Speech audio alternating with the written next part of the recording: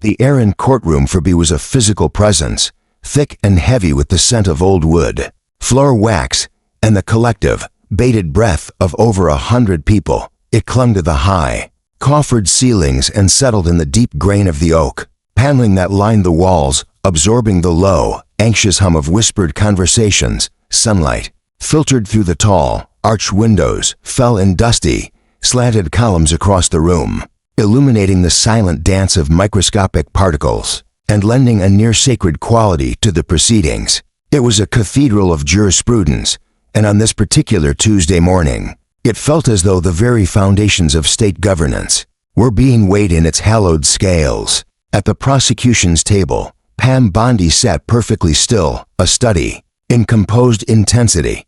Her hands were folded neatly atop a single, slim leather portfolio, her posture erect but not rigid. She was not looking at the gallery, packed with journalists, political aides, and curious members of the public.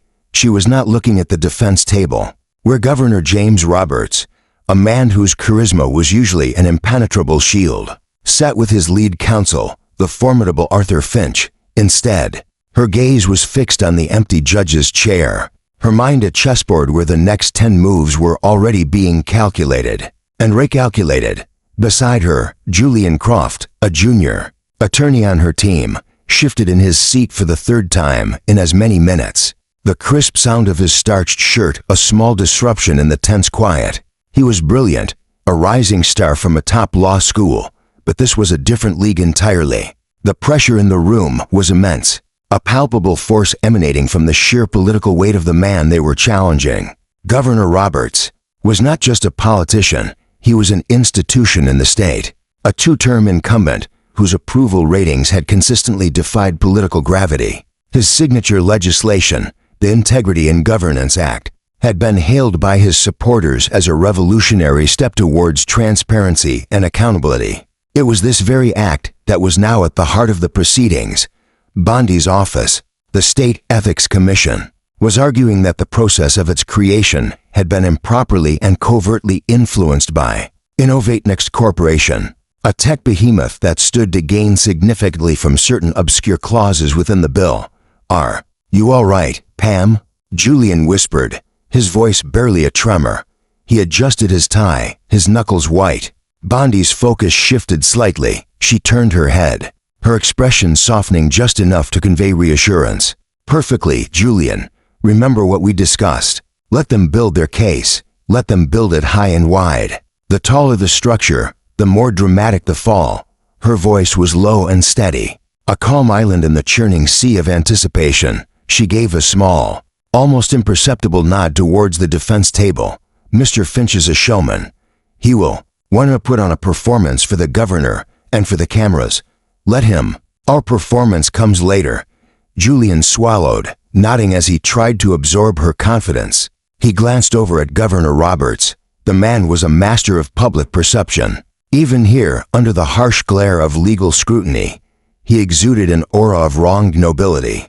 He leaned over to Arthur Finch, sharing a quiet word and a confident smile, a gesture clearly intended for the benefit of the press pool sketching furiously in the gallery. Finch, a man with a mane of silver hair and a courtroom presence that could intimidate a hanging judge, patted the governor's shoulder reassuringly. He looked across at Bondi's table with an expression of professional pity, as if he were about to dismantle a case built on little more than youthful idealism and political maneuvering. The sharp crack of the bailiff's gavel silenced the room. Instantly, "All rise." The rustle of clothing was the only sound as everyone stood. Judge Eleanor Vance swept into the room, her black robes flowing behind her. She was a woman in her late 60s, with a reputation for being scrupulously fair. Deeply intelligent and utterly intolerant of legal theatrics, she took her seat at the bench, her eyes scanning the courtroom with an eagle's precision before landing on the 2 tables before her. "Please be seated." The room settled back into a tense hush. Judge Vance adjusted her spectacles. "Mr. Finch, you may continue with your opening arguments for the defense." Arthur Finch rose to his feet with the fluid grace of a man who had spent 3 decades commanding courtrooms. He buttoned his tailored suit jacket and walked to the lectern, his steps deliberate and confident. He placed his hands on either side of it, leaning forward slightly as if sharing an intimate secret with the entire room.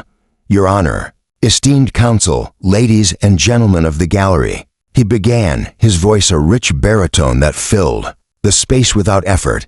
"We are here today because of a fundamental misunderstanding. A misunderstanding deliberately cultivated by those who oppose progress, who fear transparency, and who wish to see this state remain mired in the old ways of doing business." He paused, letting the weight of his accusation hang in the air.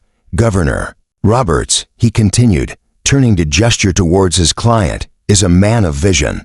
He saw a system in need of reform, a system where the lines between public service and private interest had become blurred. And so, he did something about it. He championed, he fought for, and he signed into law the single most important piece of ethics legislation this state has ever seen, the Integrity and Governance Act." Finch moved away from the lectern, his movements casual yet commanding. "The prosecution would have you believe that this noble effort was somehow tainted. They have spun a narrative of shadows and secrets, of undue influence from a respected corporate citizen. Innovate next. They suggest that the governor, a man who has dedicated his life to public service, was somehow a pawn in a corporate game." He scoffed, a soft, dismissive sound. "It is a narrative worthy of a paperback novel, Your Honor, but it has no basis in reality." He walked closer to the jury box, even though there was no jury. His focus was on the judge and the court of public opinion.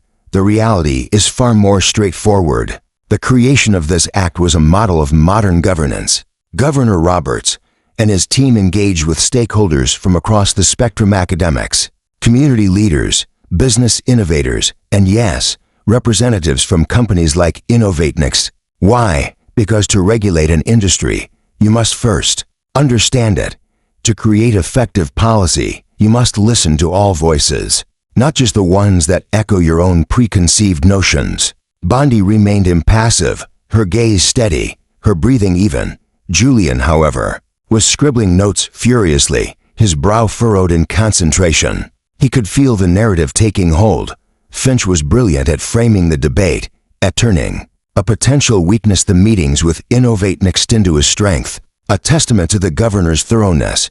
"The prosecution will present you with schedules, with meeting logs, with emails," Finch went on, his voice dripping with condescension. "They will attempt to build a mountain out of a molehill. They will point to perfectly normal, perfectly professional interactions and cry foul. But what they will not show you, because it does not exist, is a single shred of evidence of a quid pro quo. Not one iota of proof that Governor Roberts or any member of his administration acted in any way that was improper, unethical, or illegal." He returned to his table and placed a hand on the governor's shoulder. "Governor Roberts has nothing to hide. His record is an open book. His commitment to the people of this state is unshakable. The only thing on trial here today, Your Honor, is the politics of cynicism, and we are confident, supremely confident, that the facts will exonerate the governor and validate this landmark piece of legislation." Finch sat down. A wave of approval seemed to wash over the gallery. Journalists were typing rapidly, their faces reflecting the power of Finch's performance. The governor gave a small, dignified nod to his supporters. Judge Vance's expression was unreadable. "Thank you, Mr. Finch. Do you wish to call your first witness?" "We do, Your Honor." The defense calls Governor Roberts' chief of staff, Mr. David Miller. David Miller was the quintessential political operative: sharp suit, sharper haircut, and an air of unflappable competence. He took the stand, was sworn in, and sat with a posture that radiated loyalty and confidence. For the next 2 hours, Finch led Miller through a masterfully constructed narrative. He had Miller describe the governor's passion for ethics reform, the long hours, the countless meetings.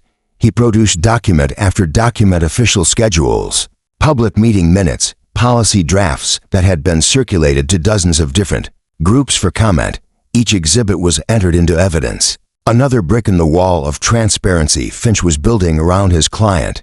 "Mr. Miller," Finch asked, his tone respectful, "can you describe the administration's policy regarding meetings with outside stakeholders? During the drafting of the Integrity and Governance Act, Absolutely, Miller replied, his voice clear and firm. The governor insisted on a policy of maximum transparency. Every official meeting, every substantive policy discussion was to be logged, minute, and made part of the public record. We wanted to set a new standard. And to your knowledge, was this policy followed to the letter? I personally oversaw the process. Every interaction was documented, including the interactions with Innovate Next.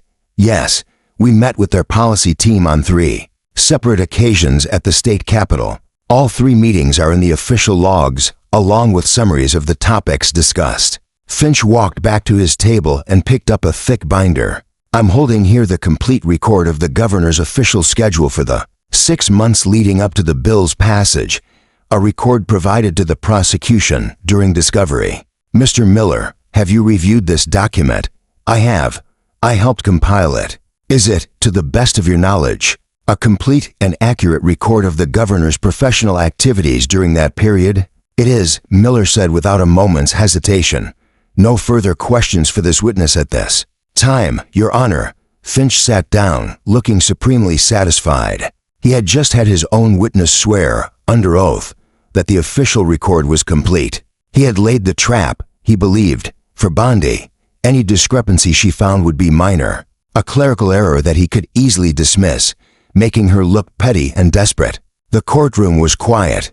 All eyes turned to Pam Bondi. This was her moment to cross-examine, to begin chipping away at the fortress Finch had built. The media leaned forward, pens poised.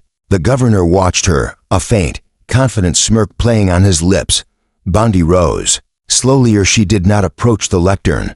Instead, she walked a few paces towards the witness stand, her slim portfolio held loosely in one hand. She exuded an aura of calm that was in stark contrast to the high drama Finch had just orchestrated. "Good morning, Mr. Miller," she said, her voice pleasant, almost conversational. "Thank you for your testimony." "Good morning, Miller," replied, his posture still rigid and confident. "You've testified that you personally oversaw the governor's scheduling and the logging of his official meetings. That's a significant responsibility." "It is. I take it very seriously." "I'm sure you do," Bondi said with a nod. "Let's talk about the week of May 10th. According to the schedule Mr. Finch entered into evidence, Exhibit to 7A, the governor had a full slate of meetings here at the Capitol on Monday and Tuesday." "Correct." Miller glanced at a copy of the schedule on the monitor in front of him. "That is correct. And on Wednesday, May 12th, he was scheduled to give the keynote address at the State Chamber of Commerce luncheon." "Yes, he did." "And Thursday, May 13th, he had budget meetings all day, followed by a flight to the capital city for a national governors conference that weekend. So, it was a very busy, very public week for the governor, all meticulously documented here in the official schedule." "That's right," Miller said, a hint of pride in his voice. "Now," Bondi said, her tone remaining light, "I'd like to turn your attention to the evening of Tuesday, May 11th. The schedule lists an event here." She pointed to the entry on the screen. It says, "Capital City Philanthropic Society Gala, 7 p.m. Yes, I remember it well. A wonderful event. The governor was an honorary co-chair. A public event. I presume, attended by press, of course. It's one of the biggest charity events of the year. The governor attends every year." "And did he attend this year, Mr. Miller?" "Yes, he did." Miller's answer was quick, certain. Finch leaned back in his chair, a small smile on his face. He knew where this was going. Bondi had likely found a photo of the governor arriving late or leaving early. It was amateur hour stuff, an attempt to poke a meaningless hole in a solid alibi. Bondi paused. She looked down at her portfolio for a moment, as if gathering her thoughts. The silence in the courtroom stretched. It was a subtle shift in rhythm, a deliberate slowing of the pace that drew everyone's attention. Julian Croft, sitting at the table, felt his heart begin to pound. He recognized this from their preparation sessions. This was the moment she had called the lull before the storm. She was letting the witnesses' certainty settle, letting the defense's confidence reach its peak. She was letting Arthur Finch believe he had won the day. Then, she looked up, her eyes locking onto Miller's. "Mr. Miller, Are you absolutely certain the governor attended the Capital City Philanthropic Society Gala? On the evening of May 11th, Miller's confidence wavered for a fraction of a second. The repetition of the question, Bondi's unnervingly calm demeanor, it was just enough to plant a seed of doubt. But he was the chief of staff. He had to be certain. Yes, as I said, he was the honorary co-chair. So if I were to tell you that 3 different press photographers, who were assigned to cover the governor's arrival at the gala, have submitted sworn affidavits, stating he never showed up, how would you respond? Bondi's voice was still, even, but it now carried a sharp, clinical edge. A murmur went through the gallery. Finch sat up straighter, his smile gone. This was more than he had anticipated. Miller shifted in his seat. Well, sometimes schedules change at the last minute. He may have been held up. Perhaps he made a brief appearance that the photographers missed. A brief appearance as the honorary co-chair of the event. An event his office had confirmed. His attendance at for weeks. Bondi asked, letting the skepticism in her voice do the work. It's possible, Miller said, his voice a little less firm. Or is it possible, Mr. Miller? Bondi continued, her pacing slow and deliberate, that the governor was somewhere else entirely that evening? I don't know what you're implying. Arthur Finch stood up. Objection, Your Honor. Counsel is badgering the witness and engaging in speculation. Ms. Bondi, Judge Vance said, her gaze stern. Do you have a point to this? Line of questioning. This was it. The moment of truth. Julian held his breath. He knew what was in the portfolio. He had stayed up with her for 3 straight nights, cross-referencing terabytes of data, chasing down a single, tantalizing thread. He had watched her piece it together, a puzzle that no one else had even known existed. I do, Your Honor, Bondi said, her voice resonating with a newfound authority. She walked back to her table and for the first time, opened the leather portfolio. The anticipation in the room was so thick it was almost suffocating. Governor Roberts, who had been watching the exchange with a detached amusement, was now leaning forward, his eyes narrowed, his confident posture gone. Bondi did not pull out a stack of documents. She pulled out a single, slim tablet computer. She tapped the screen and a document appeared. Your Honor, the prosecution would like to enter into evidence a new exhibit, which we will mark as Prosecution Exhibit 42. Finch was on his feet. Again, objection. Ambush, we have not seen this document. The prosecution is required to provide all evidence during discovery. This is a clear violation of procedure. His voice was loud, indignant. He was trying to regain control, to paint Bondi as a rule breaker. Ms. Bondi, your response? Judge Vance asked, her eyes fixed on the tablet. Your Honor, Bondi said calmly, this is rebuttal evidence. It could not have been introduced until the defense made a specific claim that it serves to rebut. Mr. Finch, in his opening statement, and through his witness, has made the claim repeatedly and emphatically that the governor's official schedule, Exhibit to 7A, is a complete and accurate record of his professional activities. He has built his entire defense on the pillar of his client's transparency, and the completeness of that document, this evidence directly rebuts that claim. It is therefore not only admissible, but essential. Judge Vance considered this for a long moment. The legal logic was sound. Finch knew it. His objection had been a procedural Hail Mary. Objection overruled. The evidence will be provisionally admitted, pending authentication. Proceed, Ms. Bondi, and Mr. Finch, please be seated. Finch sat down heavily, his face a mask of frustration and concern. He shot a look at Governor Roberts, whose face had lost all its color. Bondi handed the tablet to the clerk, who placed it on the projector so the entire courtroom could see the document. It was not a leaked email. It was not a grainy photograph. It was something far more mundane and far more devastating. It was a flight manifest. Mr. Miller, Bondi said, her voice cutting through the stunned silence, I draw your attention to the screen. This is the passenger manifest for a private charter flight operated by Luxair, a subsidiary of the Omnijet Corporation. Can you please read the date of the flight for the court? Miller squinted at the screen. His hands, resting on the witness box railing, were trembling slightly. May 11th, and the departure time, 5:30 p.m. and the point of departure? Capital City Executive Airport. An airport just 10 miles from the state capital, is it not? Yes. And the destination? Miller's voice was barely a whisper now. Blackwood Creek, Montana. Blackwood Creek, Montana, Bondi repeated, letting the name echo in the silent room. A rather remote destination. Now, Mr. Miller, can you please read the name of the lead passenger on this manifest? The silence was absolute. The only sound was the frantic clicking of laptop keys from the press row. Governor Roberts was staring at the screen, his mouth slightly agape, a look of pure, unadulterated shock on his face. He looked at Finch, who could only shake his head, completely blindsided. Miller swallowed hard. He looked at the governor, then back at the screen. He knew what it said.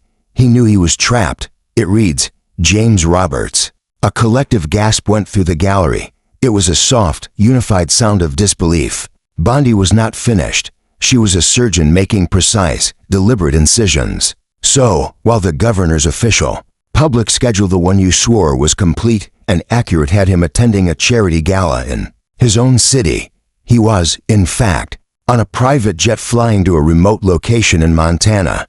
Is that correct, Mr. Miller? Miller could only nod, his eyes wide with panic. Your Honor, Bondi said, tapping the tablet again.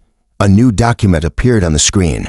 Prosecution Exhibit 43, a reservation confirmation from the Blackwood Creek Lodge, a very exclusive, very private resort in Montana. A resort, I might add, that our research shows is owned by a holding company which is, in turn, a wholly owned subsidiary of Innovatenext Corporation. Another wave of shock rippled through the room. Finch slammed his pen down on his legal pad. The sound was like a gunshot in the silent courtroom. This confirmation is for the presidential suite, Bondi continued, her voice relentless. Booked for 2 nights. Checking in on May 11th. Can you please read the name on the reservation for the court? Mr. Miller. Miller looked ashen. He seemed to shrink in the witness chair. James Roberts, he croaked. And just one more document for now, Your Honor, Bondi said, swiping the screen one last time. Prosecution Exhibit 44. This is the manifest for another Luxair charter flight. This one departing from San Jose, California, also on the afternoon of May 11th, and also destined for Blackwood Creek, Montana. She paused, letting everyone in the room read the name on the screen. Mr. Miller, she said, her voice ringing with the finality of a closing door. Can you identify the lead passenger on this second flight? Miller stared at the screen, defeated.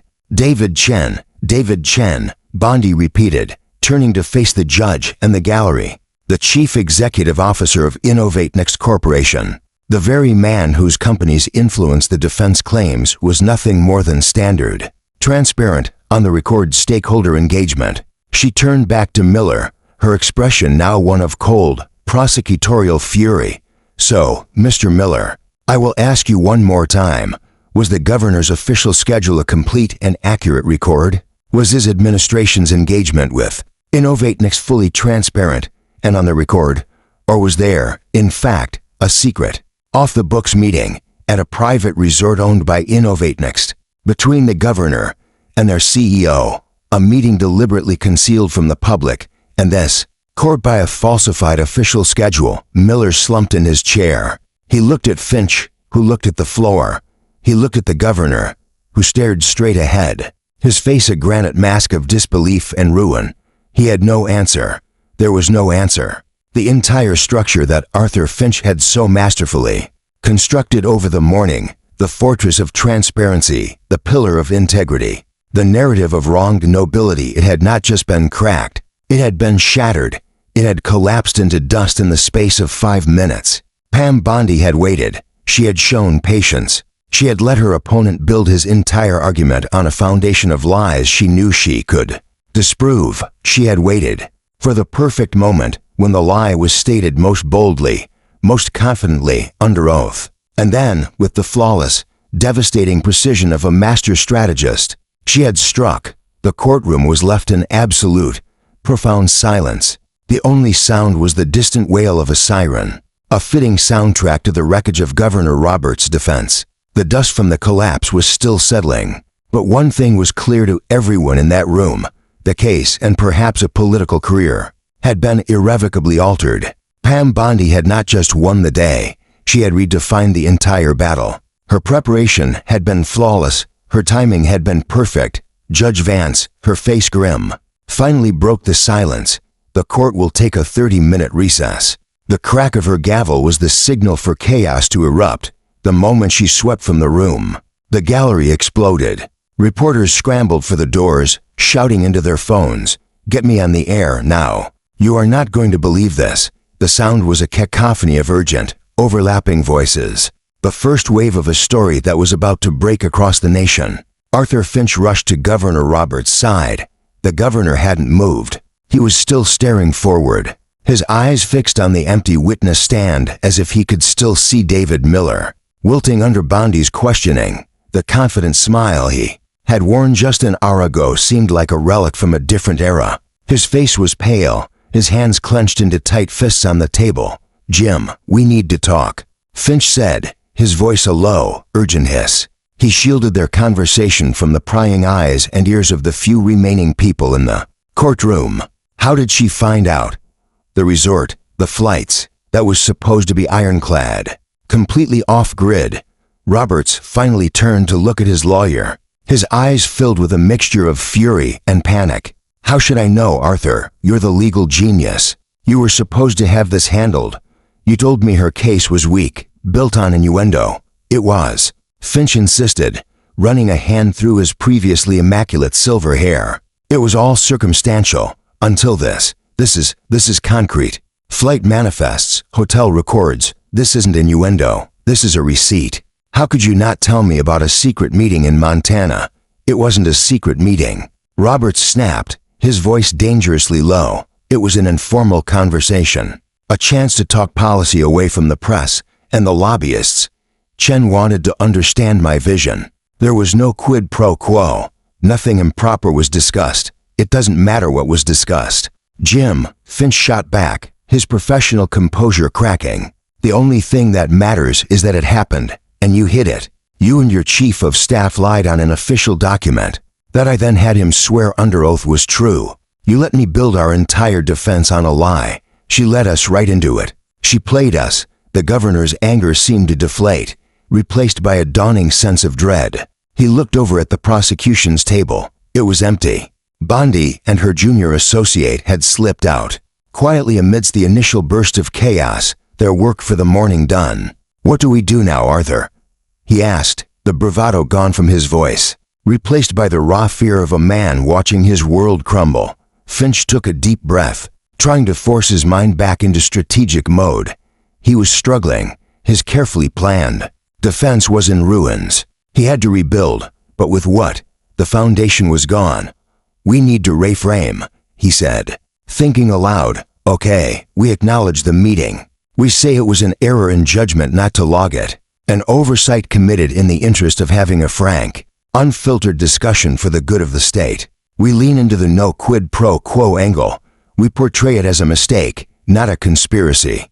Roberts looked unconvinced. "A mistake? After your witness swore the schedule was perfect? After we've spent weeks talking about my unimpeachable transparency? They'll laugh us out of the courtroom. The media will crucify me. It's all we have left," Finch said grimly. "We have to try to salvage your credibility. It's a long shot, but it's better than letting her narrative of a grand conspiracy take hold without a fight." He looked at the governor, his expression serious. "But you have to tell me everything, Jim, everything. No more surprises. Are there any other off-the-books flights, any other informal conversations I should know about?" The governor stared at his hands, a long silence stretching between them. The question hung in the air, a testament to the trust that had just been shattered not by Pam Bondi, but by the governor's own choices. Meanwhile, in a small, sterile conference room down the hall, Julian Croft was pacing back and forth, practically buzzing with adrenaline. "I can't believe it," he said, a wide grin on his face. The look on Finch's face, and the governor. He looked like he'd seen a ghost. That was incredible, Pam. Absolutely masterful." Pam Bondi was sitting at the small table, sipping from a bottle of water. She was still the picture of calm, but a small, satisfied smile touched her lips. It wasn't magic, Julian, it was just hard work and patience. But how did you even know where to look? He asked, finally stopping his pacing to lean against the wall. We had logs, emails, public records. What made you look for a private jet to Montana? Bondi took a slow sip of water before answering. It was something small, an anomaly in the data. On the morning of May 12th, the governor's state-issued car, which is GPS tracked, was recorded leaving his official residence at 4:30 a.m. and driving to the executive airport, where it waited for 20 minutes before returning to the residence. But his official schedule for that day didn't start until a 9 a.m. briefing. Why was his car going to the airport before dawn? Julian's eyes widened. To pick him up. Exactly. Bondi confirmed. It was a loose thread. So I started pulling. If he was arriving, he must have departed from somewhere. His schedule said he was at a gala the night before, so he couldn't have flown from somewhere far away. But what if the gala entry was a lie? What if it was cover for a short, overnight trip? We started looking at private charter records. It took days of cross-referencing tail numbers and holding companies, but we finally found it. A Luxair flight that fit the timeline. Once we had that, we subpoenaed the manifest. Robert's name was on it. She leaned forward, her expression serious. The key, Julian, is that people of means often create a digital footprint they don't even think about. Charter flights, black car services, high-end hotel reservations. They think they're being discreet because there are no press cameras, but they're leaving a trail of data. And data doesn't lie. And the Chen connection, pure luck. At first, the resort, Blackwood Creek Lodge, sounded familiar.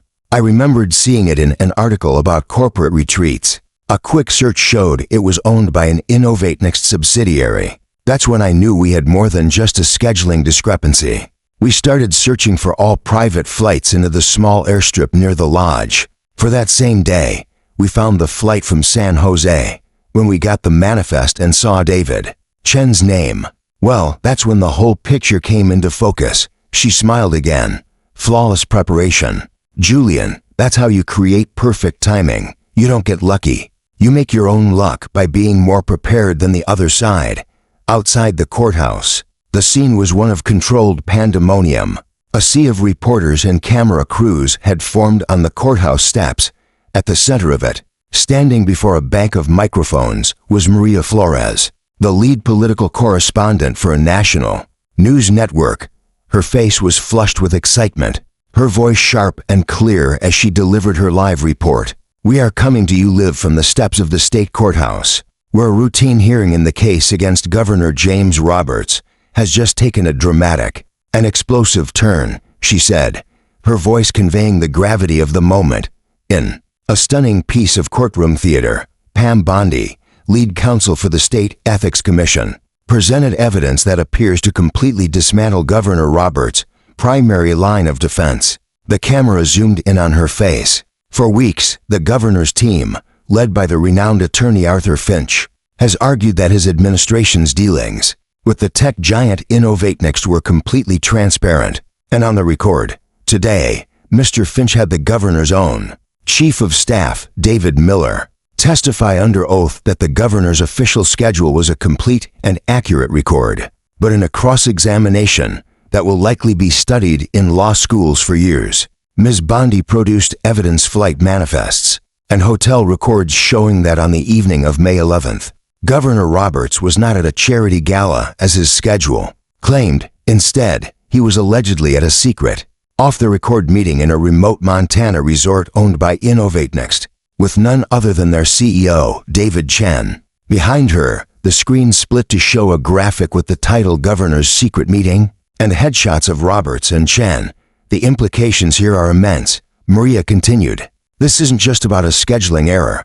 This is about a fundamental question of credibility and transparency. The prosecution's evidence suggests a deliberate attempt to conceal a meeting between the governor and the head of a corporation that stood to benefit from the very legislation being drafted. We are still waiting for a comment from the governor's office, but the mood inside that courtroom shifted from confident defense to absolute crisis in a matter of minutes.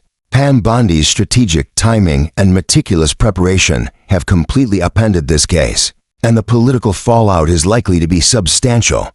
Back to you, David. Across the country, screens lit up with the news. On social media platforms, the hashtag Bondi bombshell began to trend. Clips of the courtroom exchange, leaked from someone filming the projector screen, went viral. Memes appeared, a picture of Arthur Finch's stunned face, with the caption, "My face when I realized the evidence is in Montana." A gif of a building collapsing, labeled Roberts' defense. Pam Bondi's name was everywhere. News sites published push alerts. Pundits on cable news channels scrambled to analyze the new developments.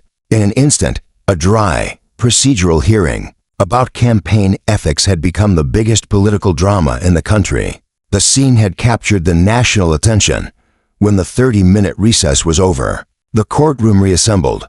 The atmosphere had changed completely. The confident energy from the defense table was gone, replaced by a grim, palpable tension. Governor Roberts sat stiffly, his face a neutral mask that failed to hide the strain around his eyes. Arthur Finch looked exhausted, as if he had aged a decade in the last half hour. The gallery was even more packed than before, with a standing room only. Crowd buzzing with anticipation. Judge Vance returned to the bench, her expression as severe as ever. "Mr. Miller, you are still under oath," she said, her voice cutting through the murmurs. "Ms. Bondi, you may continue your cross-examination." Pam Bondi rose. She looked at David Miller, who seemed to have shrunk into himself in the witness box. Her tone was no longer pleasant or conversational. It was direct and unyielding.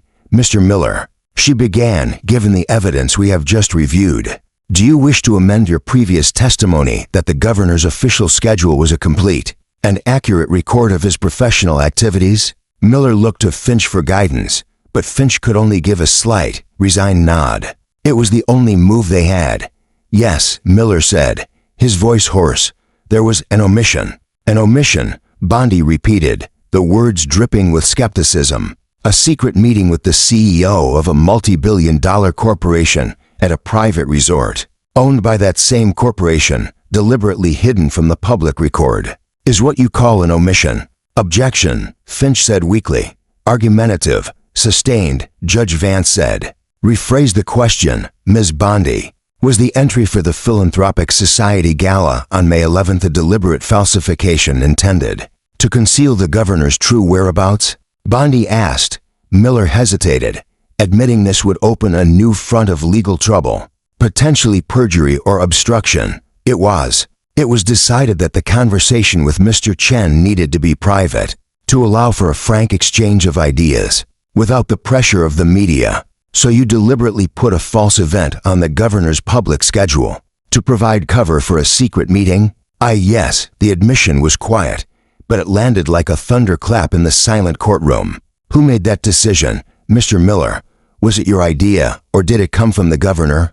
Finch was on his feet again. "Objection, Your Honor. This goes beyond the scope of the initial complaint." "Overruled, Mr. Finch," Judge Vance said sternly. "Credibility is always relevant. The witness will answer the question." Miller was trapped. He looked at Governor Roberts, his eyes pleading. The governor gave a minuscule, almost imperceptible shake of his head. He was being told to take the fall. "It was my decision," Miller said, his voice cracking. "I believed it was in the best interest of the policy-making process. The governor, he trusts my judgment on scheduling matters." It was a weak, transparent attempt to shield his boss, and everyone in the room knew it. Bondi let the answer hang in the air, a testament to the shattered loyalty and desperate damage control now unfolding. "I see," she said, her voice laced with disbelief. "You took it upon yourself to falsify the official schedule of the governor of this state, to facilitate a secret meeting with a corporate CEO, a meeting which, by sheer coincidence, took place just 3 weeks before the final version of the Integrity in Governance Act, a version containing a last-minute amendment that directly benefits InnovateNext's data caching technology was submitted for a vote." "Objection," Finch shouted, jumping to his feet. "That is a baseless and inflammatory accusation. There is no proof of any connection." "The connection, Mr. Finch," Bondi retorted. her voice rising with controlled power for the first time, "is a secret meeting in a private resort in Montana that you and your client deliberately hid from this court and the public. The connection is a pattern of deception that obliterates your claims of transparency." "That is enough." Judge Vance's voice cut through the escalating conflict. Counsel will approach the bench. Bondi and Finch walked to the side of the bench, their bodies tense. The governor watched them, his jaw tight. The nation watched them, through the eyes of the reporters who were now scribbling the latest dramatic exchange. "Ms. Bondi," Judge Vance said in a low, sharp voice that only the lawyers could hear, "you have made your point. Brilliantly, I might add. But do not overplay your hand. Stick to the facts you can prove." "Mr. Finch," she continued, turning her stern gaze on him, "your witness's credibility is in tatters. Your client's is not far behind. I suggest you think very carefully about your next steps. Continuing to argue that this was a mere omission may test the credulity of this court." She waved them back to their tables. "Mr. Finch, do you have any redirect for this witness?" Arthur Finch looked at David Miller, the loyal soldier he had sent into battle, now a casualty of a war he hadn't even known was being fought. There was nothing he could say to fix this. Trying to rehabilitate Miller now would be like trying to glue smoke together. "No, Your Honor," Finch said, his voice heavy with defeat. "No further questions for this witness." "The witness is excused," Judge Vance said. David Miller practically fled from the witness stand, his face pale and slick with sweat. He didn't look at the governor as he hurried out of the courtroom, through a side door, his career and reputation in ruins. The rest of the day's proceedings were a formality. Finch's attempts to rebuild his argument were futile. Every time he tried to speak of the governor's commitment to the public good, the unspoken words "secret meeting in Montana" hung in the air. He tried to pivot, to argue that even if the meeting happened, it was irrelevant to the substance of the bill. But the damage was done. The trust was broken. The narrative of deception was too powerful, cemented by Bondi's perfect timing and the undeniable, concrete evidence she had presented. As the court adjourned for the day, Governor Roberts sat alone at the defense table for a long moment, the chaos of the departing crowd swirling around him. The mask of composure had finally fallen away, revealing a man adrift in the wreckage of his own making. He had been outmaneuvered, outprepared, and outclassed. Pam Bondi and Julian Croft walked out of the courthouse and onto the front steps, where they were met by the blinding flash of cameras and a wall of reporters shouting questions. "Ms. Bondi, Ms. Bondi, what does this mean for the case? Do you have evidence of a quid pro quo? Will you be filing charges against the governor's chief of staff?" Bondi held up a hand, and a respectful silence fell over the scrum. Her mastery in the courtroom had earned her a new level of authority. "Today," she said, her voice clear and steady, "the legal process worked. Our position from the beginning has been that the creation of public policy must be transparent and accountable to the people. The evidence presented today speaks for itself. We will continue to present our case in the courtroom, not on the courthouse steps. Thank you." She gave a small nod and, with Julian at her side, moved through the crowd towards a waiting car. As she slipped into the back seat, she caught her reflection in the tinted window. Her expression was resolute, professional.